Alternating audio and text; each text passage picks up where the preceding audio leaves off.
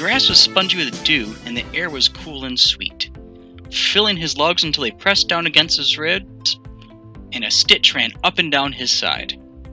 Then he was crunching over gravel. The sky was blood red. It's going to be another warm day, but not yet. He was all alone in the park. The birds were chattering in the overhanging trees, sitting in their stoops, telling all the bird gossip. Smooth and easy. Pick up those feet. The breeze streamed past his cheeks, cooling, and the muscles of his legs stretched and got warm, and his elbows swung along his sides, and the silly smile grew wider, and he thought he'd bust from the joy of... Hold it right there. Two policemen stepped out from behind a bush, and the birds stopped their chatter. Where are you going this time of morning? I'm running. I can see that, said the smaller cop. Where are you running to? Just running, officer. I'm in training. For what? Asked the bigger cop. Boxing, said Alfred. The two policemen looked at each other, and the little one winked. Oh, yeah, I know you. Fighting for the heavyweight championship of the world next week, right? Alfred shook his head. His mouth suddenly felt dry and gritty, and his tongue thick. Just starting. Who's your manager? Mr. Donatelli. The big cop nodded. I've heard of him. Had 3 champions, 2 at the same time, I think. What's your name, boy? Alfred Brooks. Okay, Al, you keep training. We'll look for your picture in the papers. They laughed and disappeared back into the bushes. The spring was out of his step, and suddenly the stitch seemed unbearable, and he could hear the cars moving through the park. Gas fumes. That's enough for today, he thought, knowing it wasn't, and he slowed down again and started trudging back to the apartment. The good feeling was gone. His sneakers felt heavy, as if they were filled with water. Aunt Pearl was bustling around the kitchen, getting the girls ready for school when he came in. Alfred, where you been? Are you just getting in now? You been out all night? Took a walk. A walk. Sandra saved him, screaming out that Paula had hidden her hair ribbons. Aunt Pearl got busy quieting them down, feeding them breakfast, helping Charlene make the lunch sandwiches. When the girls finally left for school, Aunt Pearl turned back to Alfred, her eyebrows raised. Now, where you been? Just went out. Couldn't sleep. Where you been? You need the alarm clock. Took a walk. You said that already, Alfred. You look at me now. Are you in trouble? No. Her voice dropped to a whisper. Somebody after you for something? No. I ain't gonna press you, Alfred. You do a man's work, and I ain't gonna treat you like a boy. But I know something's wrong. We eat alright, don't we? Yes. We ain't on welfare. The rent's paid up. We got nice Sunday clothes. We're doing alright. Did your Uncle Wilson get you all upset? Uncle Wilson? I heard him bragging about Jeff. You do alright too. You got a job. You. Big job. Alfred! You be glad you're working. Streets are full of men hanging around, waiting for trouble. I'm gonna be somebody, he said, feeling his throat tighten up again. She surrounded him with her soft arms. Be somebody right now, Alfred. A good, God-fearing boy. Minds his aunt helps. Somebody special, he said, pulling away. She dropped her arms and took a step back, peering up into his face. What do you mean, Alfred? He shrugged away. Some way. Alfred, she whispered. You weren't really fixing to go with James that night. Alfred! She was still calling his name as he ran out the door. Lou Epstein, the oldest, shortest, and boldest of the 3 Epstein brothers, barely looked up from the cash register when Alfred entered the store. I want to talk to you, he said. He signaled to Jake, the middle brother, to take over the cash register. He led Alfred back to the storeroom. Ben, the youngest brother, was licking a black crayon and marking prices on the soap flake boxes when they walked in. Lou jerked his bald head, and Ben left the room. Some boys tried to break into the store Friday night. You hear about it? No. That friend of yours, James Mosley. Police caught him. Put him in jail over the weekend. There was a long silence, and Alfred studied the green vegetable stains on Lou's apron. What are they going to do to him? They'll put him on probation. First offense, and nothing was stolen. You didn't even hear about it? Heard something. You heard something.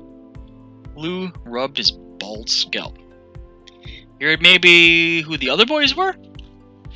Alfred shook his head and lowered his eyes to Lou's shoes. They were worn and cracked, with holes for Lou's bunions. You're a good boy, Alfred. We all think you're a good boy. I told the police not to bother you. But sometimes it's hard. Well, we trust you, but for your own sake, there's no point tempting fate. You understand? Alfred shook his head again, and Lou shrugged his thin shoulders. We'll see. Okay. After you get done sweeping up, help Ben with the canoe crates. He went back to the cash register. They said very little through the morning. Jake kept shooting glances at Alfred out of the corner of his eye. Even Ben was quiet.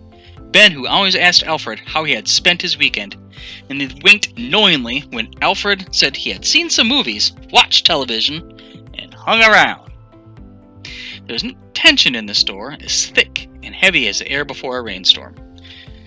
Aunt Pearl sensed it too when she came in on her way to work. She didn't say anything about Alfred's leaving without breakfast or forgetting his lunch. She just put the paper bag on the counter and walked out, frowning. He ate in the back of the store, alone, chewing sandwiches that tasted like cardboard in his dry mouth. Epstein's always let him take soda or milk and a piece of fruit. But today he felt too uncomfortable to pick out the rest of his lunch. The afternoon was hot. Flies buzzed in through the door, landing on the open watermelons and the sweet corn, climbing up to the sweating pickle barrel. Two heavy-set white men, perspiring through their summer suits, came in and whispered with Jake and Lou. They looked like detectives to Alfred. One of them wrote in a black leather notebook, nodded, and snapped it shut. Stay in touch, Lou. Bet you're glad now you took our advice on that new alarm. There's plenty of work to do, and you can pretend to concentrate hard on peeling the rotten leaves off the cabbages or sponging the spilt milk from the refrigerator floor. He was arranging the fruit on the front window, half watching Lonnie, the 60-year-old delivery boy, park his bicycle when he first saw James. The round face, swollen and grim, was framed between hand-printed window signs advertising the week's special sales. Hey, Alfred called, starting towards the door. He stopped at the cold, hard look in James' eyes. James turned and swaggered away, like Major. At 2:45, Lou Epstein banged open the lower cash drawer and counted the big bills into a brown envelope. Alfred went to the back to wash his hands while Lou filled out the deposit slip. When he came out, Jake was stuffing the envelope into a pocket. Sure, thought Alfred. Now I understand about no tempting fate. I don't even trust me to go to the bank anymore. There was a little to do in the late afternoon. Alfred swept and re-swept the dark wooden floor just to keep moving, his head down, avoiding Epstein's sad, distrustful looks. He kept remembering how good he had felt in the park, jogging over the gravel, the wind in his face, his muscles heating up. Well, they're right there, said the cop. He kept seeing James' face on the wooden floor, cold eyes and a swollen face. He swept his way back into the back room, jamming the straw broom into nooks and crannies he had already swept clean. The tiny wires of the new burglar alarm snaked along the molding of the back door, and for an instant he thought of sweeping them loose. One good, hard swipe should do it. Come back at night, get in the back, wait until next Friday when there would be a lot of money in the register. Come back with James. Then he would know I didn't purposely let him walk into a trap. He swept his way out among the shelves. Can't do it. Maybe never be able to do anything but sweep up this crummy store. Nothing's promised you. That's what Mr. Donatelli said. Why I'd have to go up there, listen to all that foolishness, get excited about it like a little kid. Glad nobody but those cops saw me running this morning. That's foolishness, too. Hold it right there, said the cop. Slave, said Major. Good boy, said Lou. Alfred felt in his pocket. Enough for a nice, dark movie, he thought. Sit and watch it forever. Hey, Alfred. He looked up, startled. Henry, what time you coming by? Where? He stared at the ever-grinning face peering in through the door. The gym. The gym? Yeah, Mr.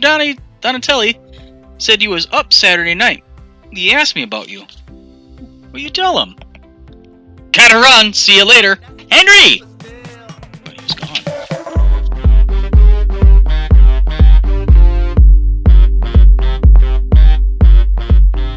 Chapter 6. He bounced up the stairs, 2 at a time. Friendly old steps. Try not to grin like a fool because Mr. Donatelli will give him that blue-eyed once-over, and you better look tough in all business on day number 1. He hit the gym. He hit the door and stepped in, and his jaw dropped. The gym looked like Reverend Price's hell. Half-naked bodies were jumping and twisting and jerking around. Bells rang.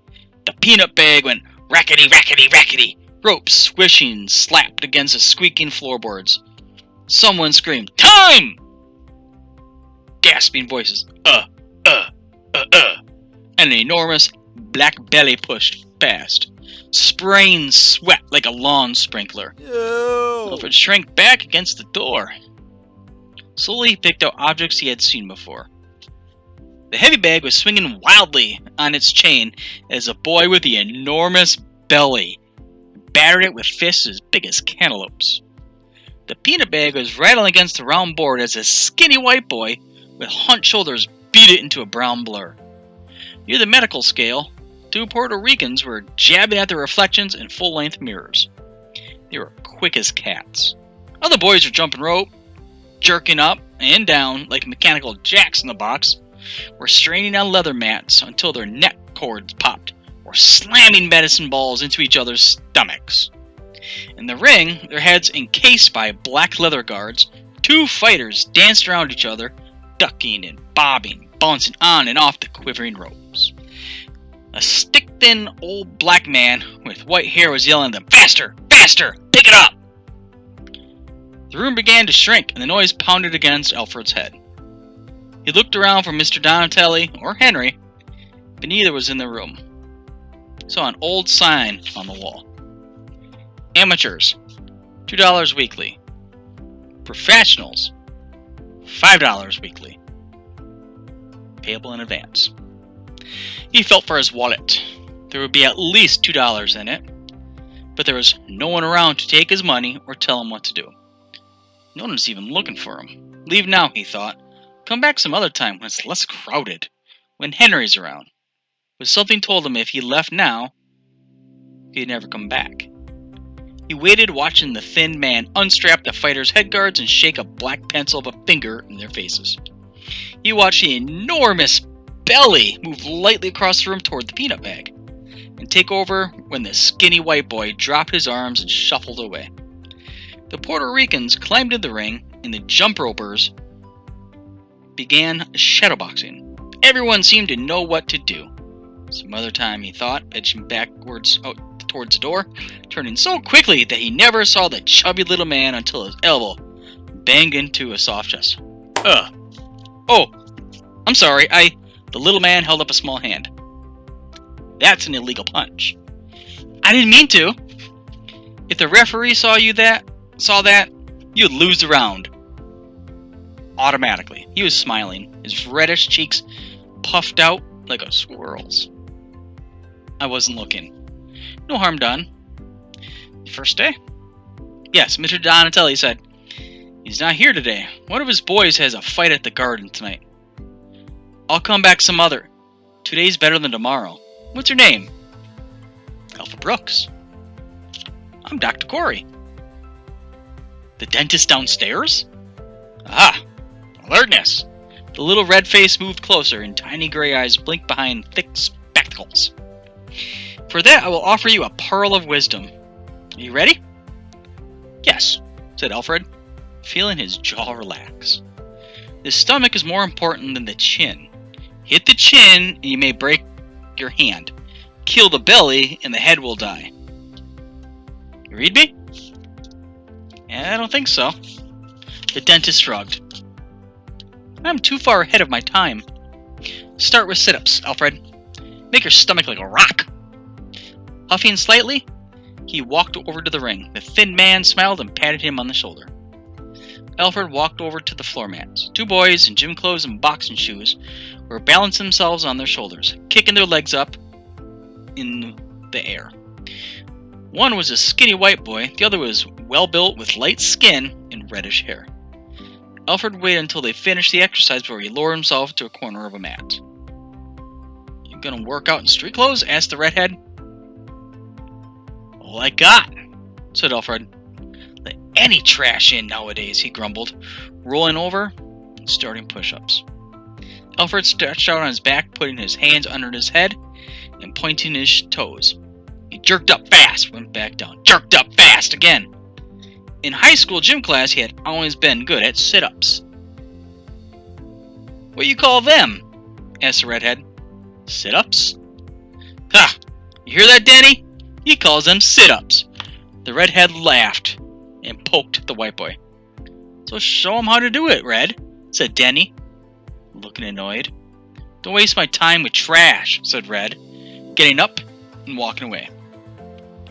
Let me show you, said Danny, rolling over on his back.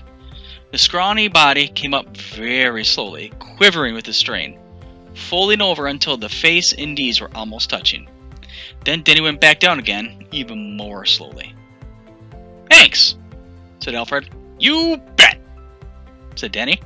Alfred tried it, coming up slowly, inch by inch, fighting to keep his legs straight and his heels on the mat as his shoulders began to quiver and the muscles in his stomach tightened painfully. Up and then over, towards his knees, feeling the long muscles in his thighs pull and his back muscles tear, till the blood flooded his head and he couldn't go any further. Slowly back down again, his body shuddering till slowly, gently, he lowered his back of his head to the mat. He took a deep breath and the pain faded away. That right? He asked, but Danny was already on the other side of the room, skipping rope. The second sit-up was harder than the first, and the third was harder still. But by the fourth, his muscles began to get warm, like a car engine heating up on a cold morning, and they stopped struggling against each other. He did 20 sit-ups before he fell back exhausted. Not bad, he thought. Been such a long time. He sat up and looked around. Dr. Corey and the thin man were talking at ringside. Boxers were grunting away all over the gym. No Henry. He turned over and started on push-ups, slowly concentrating on keeping his body straight. After 34 push-ups, his arms felt rubbery. Hey, Alfred! Been here long? Henry dragged up a box under his arm. Had to go downtown, pick something up for Bud. Who's Bud? Bud Martin, Mr. Donatelli's assistant, said Henry, pointing at the thin man. See you later. Hey, Henry. Yeah? Henry turned impatiently. Alfred tried to think of something to say, anything to keep Henry from leaving. His eyes fell on the sign. Do I have to pay my $2 now? No. When you can spare it, easy. If you can't pay, Mr. Donatelli won't throw you out. Henry! Called Bud Martin. Right there. Alfred did a few more sit-ups, but the sweat running under his feet, street clothes began to itch.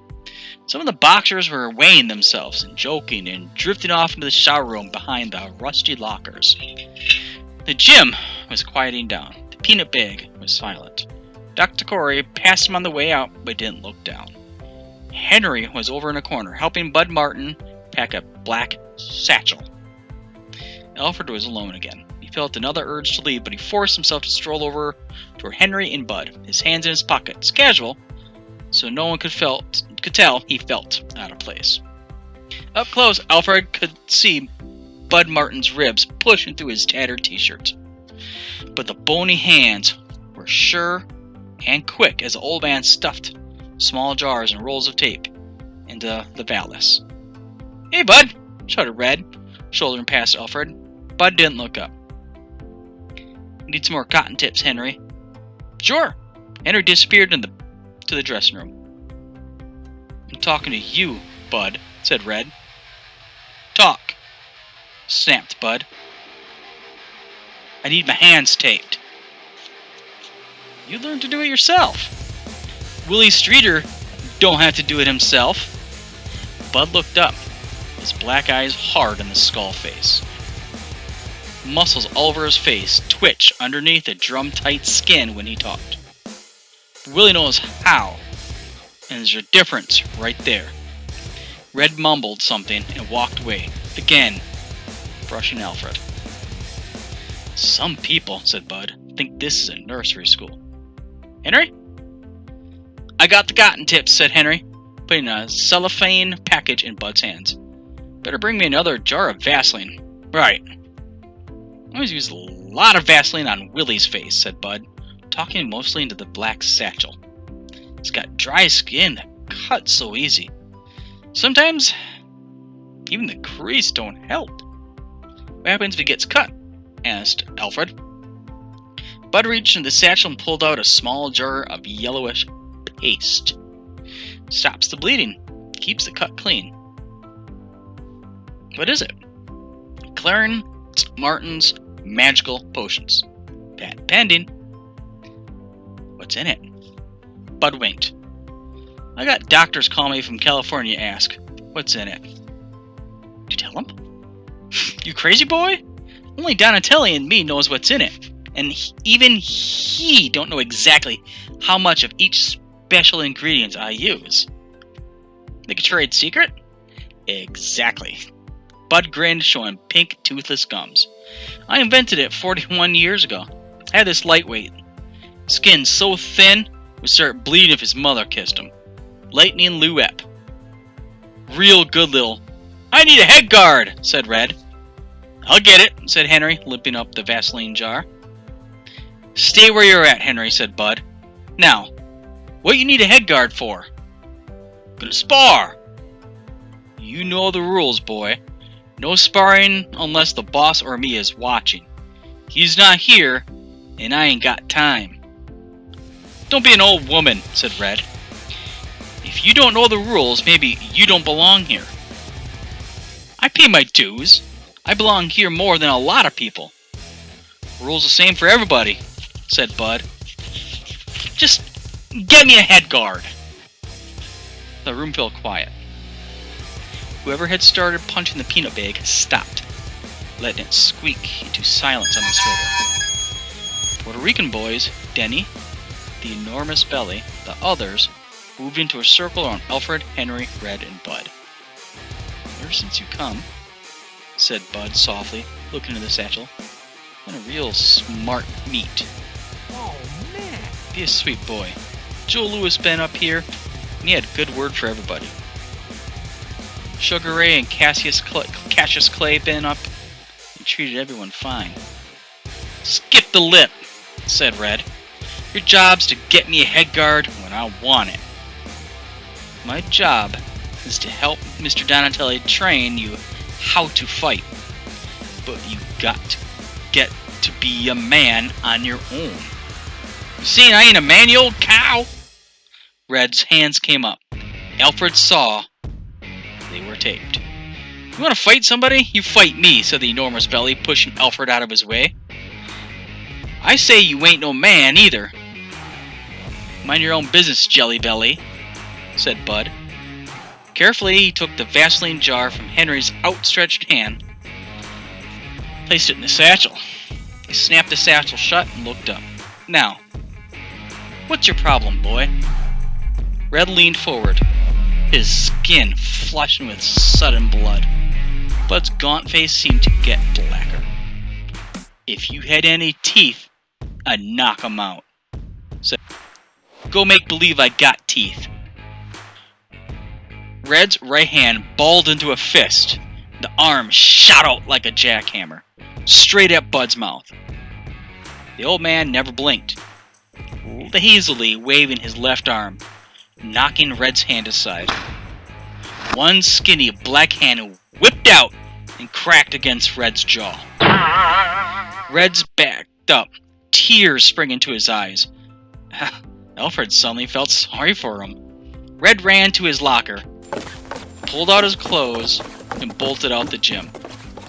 Bud looked around. Don't nobody tell the boss about this. Everybody gets a second chance around here. Now go on with what you were doing. Show's over. The others drifted away and Bud fingered the lock on the satchel. Nobody ever said it was easy. Got to come up here day after day. Got to put out. And some days, nobody even looks at you except to say you were doing something wrong. He locked the satchel. It's part of it. You hungry enough? You keep at it. He looked right at Alfred. You Alfred Brooks? Yes. Figured. Tonight you're gonna see a real fight. No slapping. Me? Yeah. Henry's got your ticket. The boss said if you ever came back, you might as well see what you came back for.